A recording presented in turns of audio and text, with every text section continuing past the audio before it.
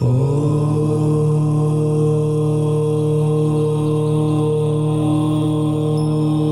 सबसे पहला काम क्या होता है, जब भी हम ध्यान साधना करते हैं तो हमें हमारी जो ईड़ा नाड़ी है, चंद्र स्वर है, उसको चालू करना होता है। क्योंकि कोई भी शुभ कार्य करो तो उससे करना चाहिए ठंडा स्वर होता है। वैसे तो ध्यान साधना सुषुम्ना नाड़ी में करनी चाहिए, लेकिन सुषुम्ना नाड़ी अपने आप चलेगी नहीं, साधना करते करते वो अपने आप चालू हो जाती है। तो पहले अपने चंद्र स्वर को चलाएंगे, यानी कि कैसे चलाओगे, उल्टा स्वर चंद्र होता है, ये ठंडा होता है, और सीधा होता है पिंगला, ये गर्म होता है। तो सीधे को बंद करो, ऐसे बंद नहीं करना है, ऐसे बंद करो ताकि हवा बिल्कुल भी बाहर ना जाए, दबा के अच्छे से। और 2 मिनट के लिए लंबी गहरी सांस लेंगे, छोड़ेंगे, लेते समय सो, छोड़ते समय हम। कंटिन्यू 2 मिनट तक करना है। चलिए,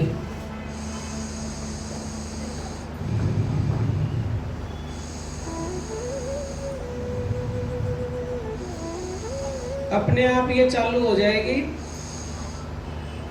चालू का कैसे पता चला लगाते हैं, इसमें से स्पष्ट जो है प्राण शक्ति आएगी जाएगी तो पता चल जाता है कि चालू हो गई।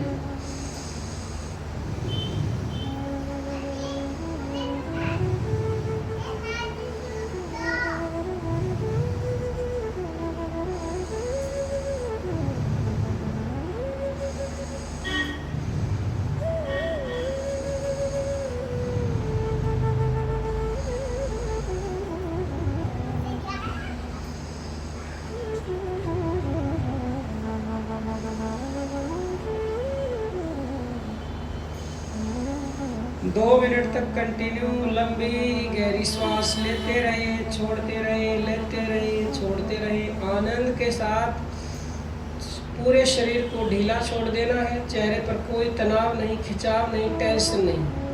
घर की सब चिंताएं भूल जाइए। कंटिन्यू सांस ले छोड़े, ले छोड़े। बस 1 मिनट से ऊपर हो चुकी है, 1 मिनट से कम बचा है समय। कंटिन्यू हर श्वास आ रही है, जा रही है, लंबी गहरी, उल्टे नाक से छोड़े, ले ले छोड़े, सोहंग सोहंग।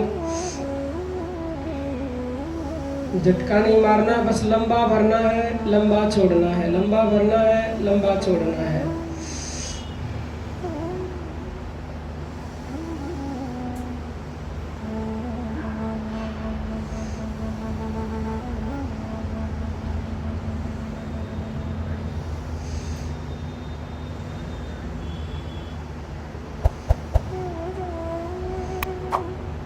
बस होने वाली है 2 मिनट, 5 सेकंड बचे हैं।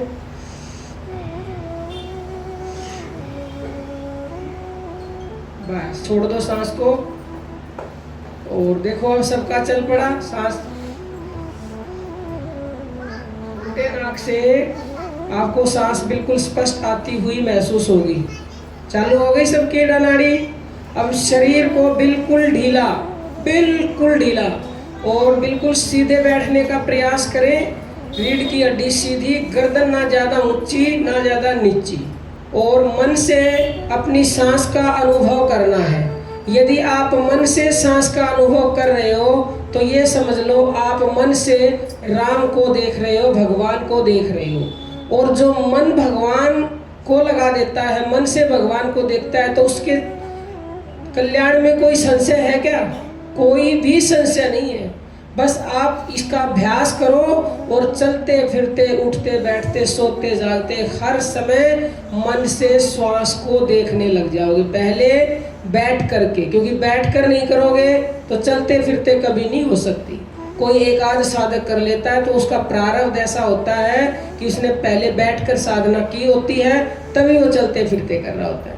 नहीं तो डायरेक्ट कोई भी बच्चा या ड्राइवर एकदम से भीड़ में गाड़ी नहीं चला सकता, हाथ पकड़ के उसको चलवानी पड़ती है। तो आप भी बैठकर कर रहे हो और लंबी गहरी श्वासों का कर रहे हो तो हाथ पकड़कर चलना सीख रहे हो। ये जब सांस भरते हैं तो सही तरीका क्या है, हमारा जो पेट है वो बाहर निकलता है। गुब्बारे में जैसे हवा भरते तो क्या होता है, गुब्बारा फूल जाता है, और जब हवा को निकाल देते हो तो क्या होता है, गुब्बारा पिचक जाता है। तो ऐसे ही जब हम सांस भरेंगे तो देखो पेट भी गुब्बारा है, गुब्बारे की तरह फूल जाता है, छोड़ते ही पिचक जाता है, तो ये सही तरीका है। लेकिन आपको 10 सांस तक ही इसके ऊपर ध्यान देना, बाद में आपका पेट कैसे हो रहा है, क्योंकि आपका मन जो श्वास पर होना चाहिए। ये नहीं कि आप श्वास को छोड़कर पेट कर ही देखते रहो। कई साधक ऐसा करते हैं, कहते हैं हमारा ध्यान तो पेट पर ही जाता रहता है। तो भाई चाहे भलाई आप सांस उल्टी सीधी कैसे लो, लेकिन मन को श्वास पर रखना है। अपने आप ही कुछ दिनों के बाद 10 सांसों का ही ध्यान करोगे पेट के ऊपर हाथ रख के, तो अपने आप सही तरीके से वो चलने लग जाएगी। तो अभी जो है शुरू करेंगे, और जब सांस अंदर भरेंगे तो सो, और छोड़ेंगे तो हंग। सो क्या है, जो नए आए हैं वो सुन लो। सो माने परमात्मा, हंग माने जीवात्मा। हे परमात्मा, जो तू है वही मैं हूँ। वास्तव में हम वही हैं, क्योंकि परमात्मा अथाह है और हम एक छोटी सी बूंद से भी छोटा, बहुत बहुत छोटा हिस्सा है उनका, तो उन्हीं के अंश हैं। तो ऐसा कहते कहते आप जो है परमात्मा में मिल जाते हो, यानी परमात्मा मैं हो जाते हो। ये प्रभु जो तू है वही मैं हूँ। सो हम कह रहे हो तो एक तरह से आप वही कह रहे हो। सो माने शक्ति, हंग माने शिव। सो क्या मतलब, वो आध्या शक्ति जगत जननी जिससे ये पूरी सृष्टि का निर्माण हुआ है, और हंग यानी कि शिव, दोनों से मिलकर ही सृष्टि बनी है। और सो माने सीता, हंग माने राम, सो माने राधा, हंग माने कृष्ण, सो माने लक्ष्मी, हंग माने नारायण।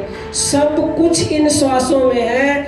यदि किसी को कोई ये संशय होता है कि हम तो भाई राम को मानते हैं, हम तो विष्णु जी को मानते, तो सब संशय त्याग दो।